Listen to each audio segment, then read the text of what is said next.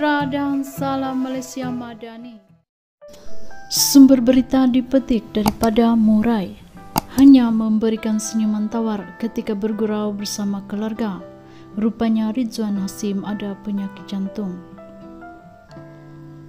Kehilangan orang yang tersayang merupakan satu perkara yang terlalu menyedihkan bagi semua insan, tidak kira lelaki atau wanita, tua atau muda, miskin atau kaya. Tidak kira sesiapa sahaja yang amat kita sayangi, mereka adalah seseorang yang telah berkongsi saat suka dan duka bersama meskipun sekejap atau lama, bertahan dan terus kuat menjalani hidup selepas kematian mereka bukanlah satu hal yang mudah. Kata orang, menjelang kematian biasanya ada sejumlah tanda-tanda yang dapat kita ketahui melalui perubahan fizikal maupun mental seseorang itu.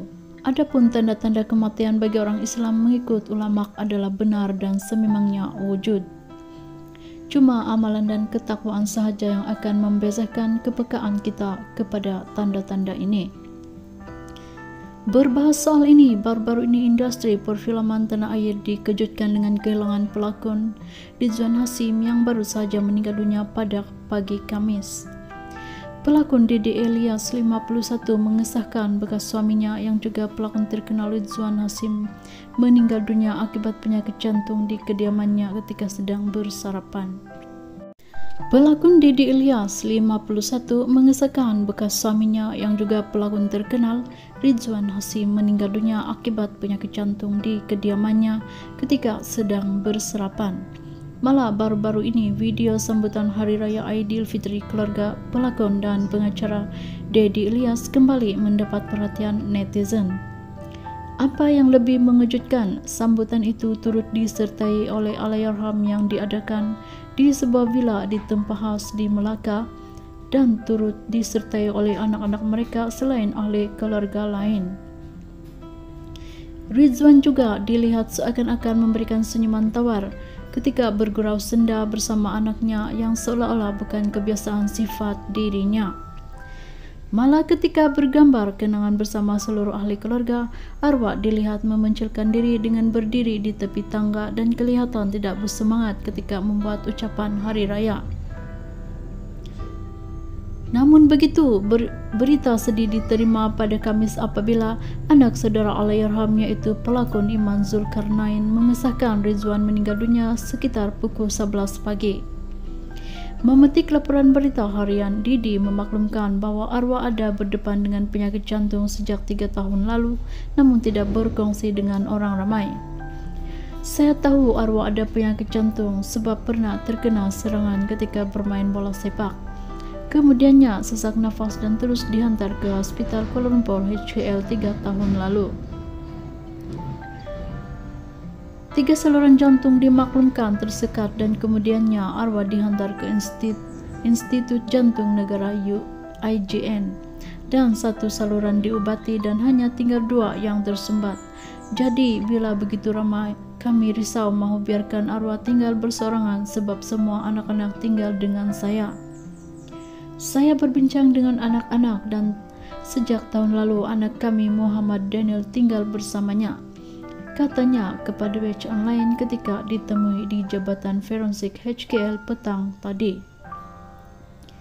Didi berkata mereka sekeluarga sangat bersyukur diberi kesempatan untuk menjaga dan menyambut Aidilfitri bersama.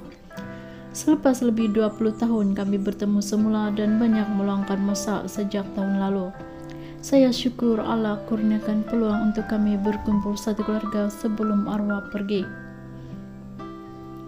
Malah arwah juga ada beraya dengan kami. Arwah ikut kami beraya di rumah ibu bapa mentua saya di Melaka.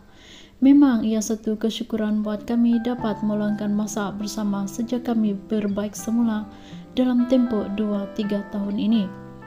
Terima kasih Allah kerana kumpulkan kami. Arwah pun tak kawin lain, jadi kami jadi seperti satu keluarga yang gembira dan tak kisah dengan kisah lalu, katanya.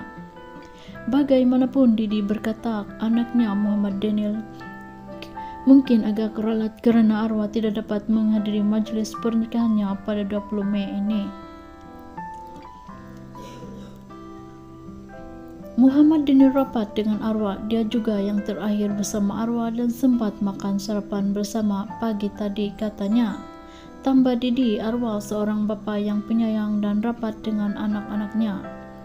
Sebenarnya Arwah seorang yang penyayang dengan anak-anak. Kalau nak tahu, kami panggil Arwah baby sebab sensitif orangnya, katanya. Sebagai rekod, Didi dan Rizwan mendirikan rumah tangga pada 1991 dan bercerai 2002. Mereka dikurniakan 5 cahaya mata. Berita pemergian pelakon yang dikenali sebagai watak king dalam film Kill Gangster itu disahkan bekas istri yang juga pelakon Didi Ilyas menerusi laman sosial Instagram IG kira-kira jam 2.50 petang ini.